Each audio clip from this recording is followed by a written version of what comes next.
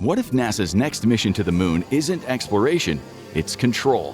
For decades, we were told the moon belonged to everyone. Since Neil Armstrong planted the Stars and Stripes, the moon has remained one of humanity's few truly neutral frontiers, a place where any nation capable of reaching it could conduct research and exploration. But is that era about to end? Could the future of the moon look less like one giant leap for mankind and more like a massive American stronghold? Is NASA really preparing to build a massive autonomous lunar fortress powered by cutting-edge drone technology to secure one of the moon's most valuable locations? Because if that's true, the new race to the moon won't be about getting there first. It'll be about deciding who gets to stay. Right now, Shackleton Crater is one of the most important locations on the moon. Located at the lunar south pole, it's one of the moon's most unusual geographical features.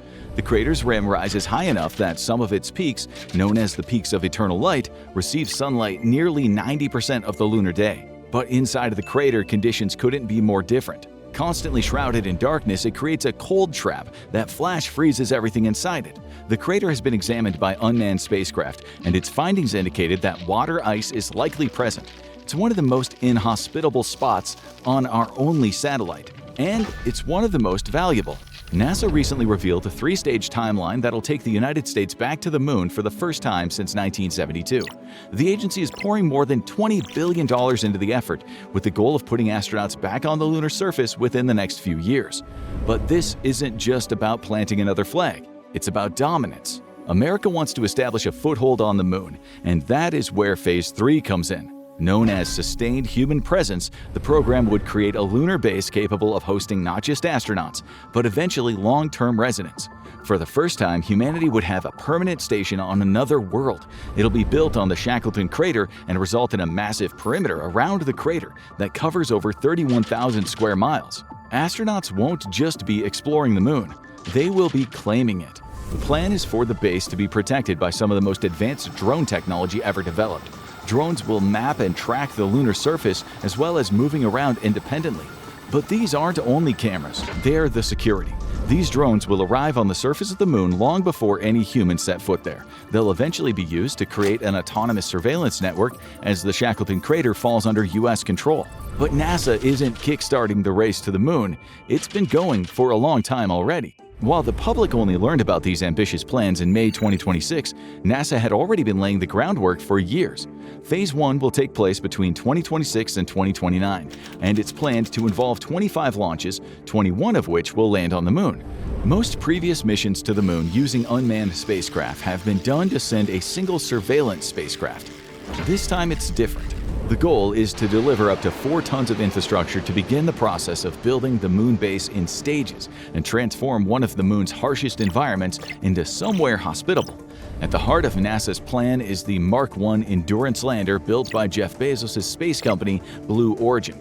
For years, Bezos watched from the sidelines as Elon Musk's SpaceX dominated the modern space race. Now he's been handed one of the most important missions in its history, and he'll have to deliver. The first phase, known as Moonbase 1, will see the Endurance lander begin its initial missions to the moon.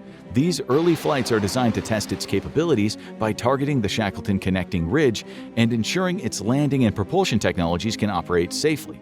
Once these missions are complete, the lander will begin unloading its first payloads of technology. This includes high-resolution cameras and a laser reflecting device designed to help future spacecraft pinpoint and navigate lunar locations with far greater precision, because many more will be coming.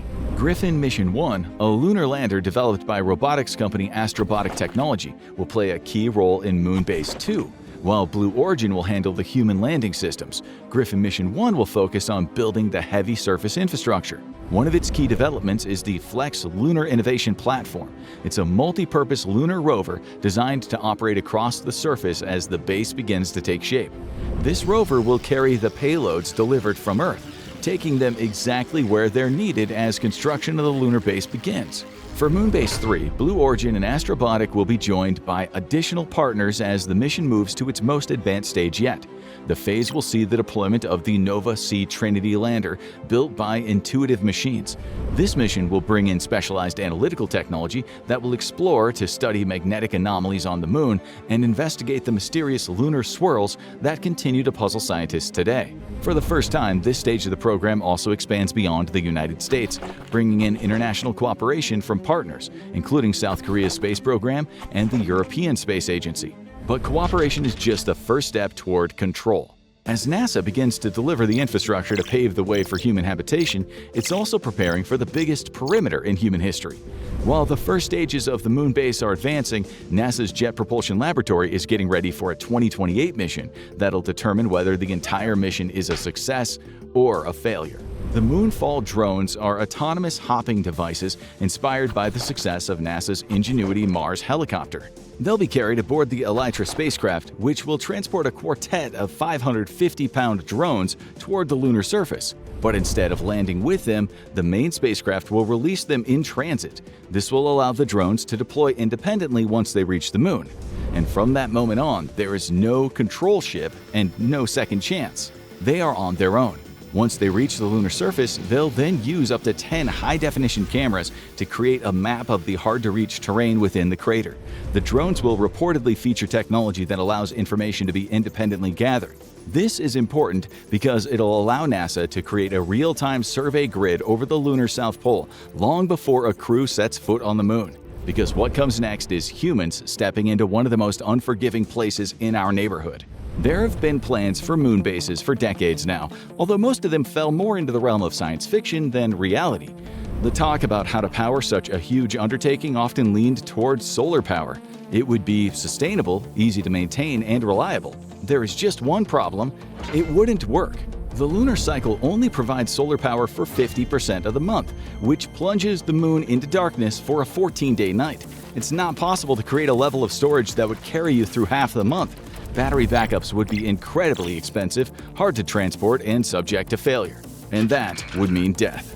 The Shackleton Crater is one of the coldest places on the Moon, where the long lunar night can drop temperatures to around -400 degrees Fahrenheit for over 336 hours. That's similar to conditions on Pluto, the frozen dwarf planet at the edge of our solar system. The goal is to create a climate-controlled moon base that can sustain human life long-term.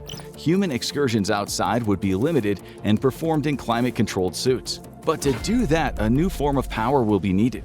The crown jewel of NASA's moon base plan is its Fission Surface Power Project. Developed in partnership with the Department of Energy, it would use a self-sustaining nuclear power system capable of keeping the base running regardless of lunar night, solar storms, or supply delays. The long-term goal is to be used as part of a Mars colony, but it'll make its debut on the Moon. Fission has a lot of advantages. It is small and lightweight, and it can be duplicated for future outposts. If it works, the power problems will be solved.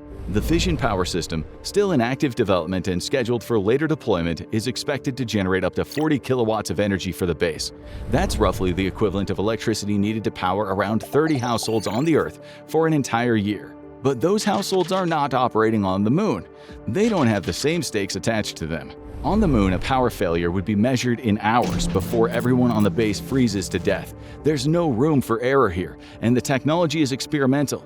There will be an inherent level of risk for anyone who joins this Moon project, but according to NASA, it's a risk worth taking because there's a secret in the darkest recesses of the Shackleton Crater, one that might be worth dying for.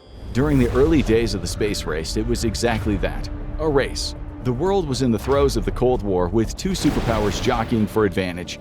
No one was sure what would happen if the Soviets got to the Moon first. Would they declare it sovereign territory and threaten military assaults if anyone else tried to land there? In the end, the US's victory allowed for a future where the final frontier would be neutral territory that anyone could explore. Now people are trying to keep it that way. The Artemis Accords were introduced in 2020 as a set of non-binding agreements shaping the future of space exploration under NASA's Artemis program. Today, 67 countries have signed on, including the United States, much of Europe, and rising space powers like India, Japan, South Korea, Saudi Arabia, and the UAE. But two major players are noticeably absent: Russia and China, both long-standing space rivals of the US, and China in particular has made no secret of its ambition to build a lunar base of its own. So is the US about to violate its own principles? One of the foundations of the Artemis Accords is that all activities in space should be for peaceful purposes. Nations should commit to transparency and mutually beneficial sharing of scientific information. This would seem to prevent national appropriation of the Moon, but the U.S. has a loophole for that. Section 11 of the Artemis Accords requires signatories to avoid any activity that could cause harmful interference with another nation's operations in space. On paper, that makes large-scale development on the Moon difficult. But further down, there is a key caveat. The wording says, the nature and existence of safety zones is expected to change over time, reflecting the status of the relevant operation. That gives the government some leeway in creating so-called safety zones on the Moon. It just so happens that the U.S.'s idea of what constitutes a safety zone is very large. Critics of the current program point to the 1967 Outer Space Treaty, which was signed before the U.S. had won the space race. It essentially limited the Moon and all other celestial bodies to peaceful uses. This was signed by the USSR at a time when the United States had the high ground and has been abided by ever since. China was added to the treaty in 1983. Of course, the fact that only the U.S. has ever landed people on the Moon has largely rendered it moot. But that might be changing. Critics of the U.S.'s current plan says it stands the risk of creating a space arms race. But it might be on the verge of already happening, because there is something on the Moon that might be the key to the entire solar system. People are watching the current U.S. mission with interest because on the surface it has chosen one of the most difficult spots on the Moon to set up its base. Anything exposed to the depths of the crater will be flash frozen. That's exactly why it has to be there. Space may look peaceful at first glance, but it is constantly in motion. The cosmos is always carrying particles from other celestial bodies. With water ice being one of the most common, it can drift in small amounts or it can be carried frozen solid on comets. What form it takes will depend on where it lands. Any that lands in the Shackleton Crater will remain frozen solid, maybe for eons. It's estimated that there might be over 100 million metric tons of water ice locked down there in the crater. That's more than 40,000 Olympic-sized swimming pools. In the space race, that might be an ace card. One of the biggest challenges of creating a moon base will be keeping everyone who lives there alive. Food will likely be a combination of prepackaged astronaut meals delivered to the base and produce grown on the Moon after gardens are started in the early stages. But water will be harder to come by. The human body can go longer without food than it can without water. Just a few days without the latter can mean death. If the U.S. can find a reliable source of water on the Moon, it can make life on its moon base sustainable. The U.S. might have just unlocked the key to long-time life on the Moon. But that is just a jumping-off point. NASA and many of its partners have their sights set on Mars next, and for that you need energy. The Shackleton Crater is surrounded by the peaks of eternal light, the high ground of the crater's rim. They're exposed to the sun for 90% of the lunar year. By setting up solar panels there, the base would be equipped with a strong backup of energy that could be used for keeping the base running or powering any vessel that lands on the satellite. But NASA isn't the only space agency with its eye on this incredibly valuable real estate. The United States' moonshot has a very ambitious end goal. The goal is to first deliver the infrastructure through unmanned missions, then begin landing astronauts in 2028. After that, a second phase follows, 27 launches, 24 lunar landings, and more than 132,000 pounds of additional payload delivered to the surface. From 2029 to 2032, the focus shifts again, building the infrastructure needed for sustained human life on the Moon.